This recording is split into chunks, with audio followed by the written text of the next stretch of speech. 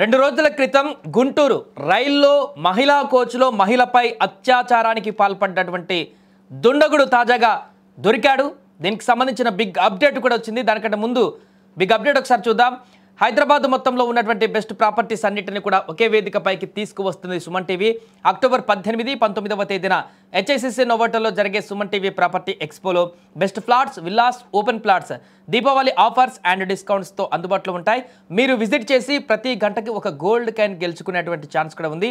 ఫ్యామిలీతో రండి, మీ డ్రీమ్ ప్రాపర్టీని సొంతం చేసుకోండి.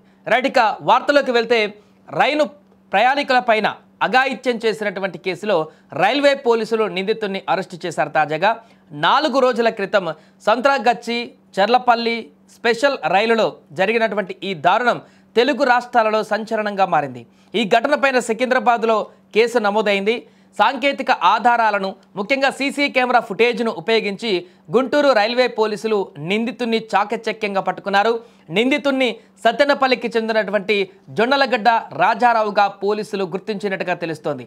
4 రోజుల క్రితం ఆంధ్రప్రదేశ్కు చెందినటువంటి ఒక 35 ఏళ్ల మహిళ ఈ దారుణానికి బలైపోయింది.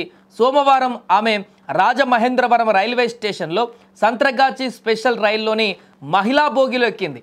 రైలు గుంటూరు స్టేషన్కు చేరుకునే సమయానికి ఆ బోగిలో ఉన్న మిగిలిన ప్రయాణికులంతా కూడా దిగిపోయారు. దీంతో మహిళా బోగిలో ఒక్కతే ఉండిపోయింది. ఇక మహిళ ఒక్కరే మిగిలారు. సరిగ్గా అదే సమయంలో దాదాపు 40 ఏళ్ల వయసు ఉన్నటువంటి ఓ దుండగుడు ఈ బోగిలోకి ప్రవేశించేందుకు ప్రయత్నించాడు. ఆమె ఒక్కతిగా ఉందన్నటువంటి విషయాన్ని గ్రహించాడు. అది మహిళా బోగి అని ఆమె వారించినా కూడా అతడు ప్రాధేయపడి నమ్మించి బ్రతిమలాడి ఆమె లోపలికి వచ్చేలాగా ప్రాధేయపడ్డాడు. ఇక లోపలికి వచ్చాడు.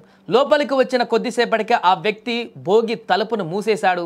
మొత్తం ఎంట్రీ ఎగ్జిట్ లోపలికి సంబంధించి రైలు గుంటూరు స్పెషల్ స్టేషన్ నుంచి కదిలినటువంటి దాదాపు 20 నిమిషాల తర్వాత ఆ వ్యక్తి తన వికృత రూపాన్ని బయటపెట్టాడు. అతను వెంట తెచ్చుకున్నటువంటి కత్తితో ఆ మహిళను బెదిరించాడు. ఆమె వద్ద ఉన్నటువంటి 5,600 నగదు, సెల్ ఫోన్, హ్యాండ్ బ్యాగ్ను కూడా లాక్కొని దోపిడీకి పాల్పడ్డాడు. ఆ తర్వాత కత్తితో బెదిరించి ఆమెపై దాడి చేసి అత్యాచారానికి పాల్పడ్డాడు.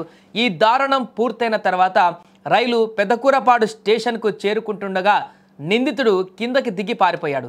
తీవ్ర గాయాలతో రైలు చర్లపల్లి స్టేషన్కు చేరుకున్నటువంటి ఆ బాధితురాలు వెంటనే తేరుకొని సికింద్రాబాద్ జీఆర్పీ పోలీసులకు ఫిర్యాదు చేసింది.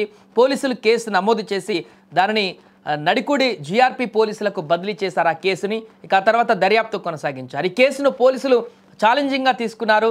నిందితుడిని పట్టుకోవడానికి ప్రధానంగా సీసీ కెమెరా ఫుటేజ్ను ఆధారంగా చేసుకున్నారు. పోలీసులు అన్ని స్టేషన్లలోని కెమెరాలను కూడా క్షుణ్ణంగా పరిశీలించారు. చివరకు గుంటూరు రైల్వే పోలీసులు ఆ వ్యక్తి కదలికలను గుర్తించారు. పక్కా సమాచారంతో అతన్ని అదుపులోకి తీసుకున్నారు. అతడు సత్తెనపల్లికి చెందినటువంటి జొన్నలగడ్డ రాజారావు అని తెలుస్తుంది. దీంతో ఈ కేసుకు సంబంధించిన కీలక పరిణామం చోటు చేసుకుంది. ఆ దుండగుని అరెస్టు చేసి నిందితుడిని పూర్తిగా ఎంక్వైరీ చేసిన తర్వాత రిమాండ్ కూడా పంపించే అవకాశం ఉంది. ఇక ఇలాంటి ఘటనలు చోటు చేసుకోకుండా కఠినమైనటువంటి చర్యలు కూడా తీసుకోవాలంటూ కూడా ఇప్పటికే ప్రయాణికులు డిమాండ్ వ్యక్తం చేస్తున్నారు. మహిళల రక్షణ రైళ్లలో లేకపోతే కష్టమవుతుందనేటువంటి ఆందోళన కూడా వ్యక్తం చేస్తున్నారు.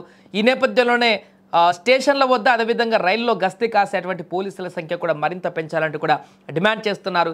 ఏదేమైనా కూడా ఈ దారుణానికి పాల్పడ్డటువంటి ఒక నిందితుడైతే ఇప్పుడు దొరికాడనేటువంటి విషయం అయితే సర్వత్రా చర్చనీయాంశంగా మారింది. ఆ నిందితునికి కఠిన శిక్షలు పడాలంటూ కూడా ఇప్పుడు డిమాండ్లు వినిపిస్తున్నాయి.